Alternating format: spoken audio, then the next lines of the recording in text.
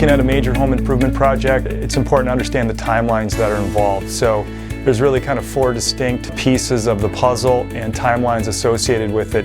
Initially, I kind of call it the feasibility analysis, and that's kind of the upfront initial phase where you're having relatively informal conversations with the builder, maybe some rough renderings, some scope discussions, kind of getting a big ballpark idea of what you want to do and what the rough cost would be, and then at that time as well, engaging with us as the lender to really do your pre-approval, find out you individually what you qualify for as far as financing, notwithstanding the collateral or the house itself, but you as an individual. Once you get that rough scope from the builder, then working with us as a lender and also the builder, we kind of look at what possible sales comparables are out there to support the valuation of your project. So if you need a higher appraised value to support your project, kind of that initial feasibility stage, we'll go over that.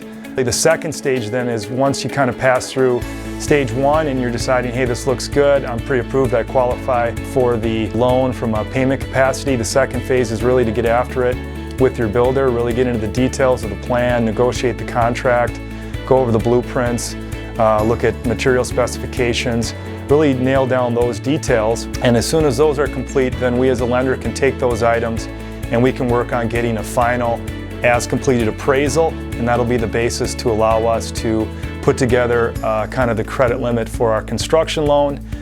Really deducting out any debt against the property, we'll find a maximum credit limit for that construction loan, which ultimately delivers the amount of money available for you to fund the project. The third phase, that's the actual closing of the construction loan. So generally we run through a title company, we'll set up closing, you'll complete the documents, which allows the builder to begin work, and the funding phase begins. As the builder completes work on the project, they submit a draw request in to us as the lender. We'll review that, make sure it fits within the budget.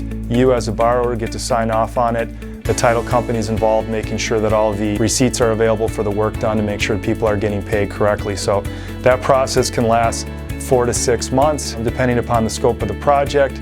So again, your credit limit will grow over that time as draws are dispersed. And really the last and final phase of the project is completion of the house and conversion to end financing. So once you reach that 6-month mark, typically the house is nearing completion. You're working with us as a lender to kind of finalize exactly what your end mortgage is going to look like, selection of your product, 30-year fixed rate, 15-year fixed rate, etc. Really identifying any final items you need to get that final approval for that end mortgage. And as soon as we can confirm work is done, set up the time to close that loan. Usually it's about 60 days prior to completion that we start working on nailing down that end financing. So that's the last piece of the 4. So hopefully that gives you just a nice overview of how the process typically works. Thank you.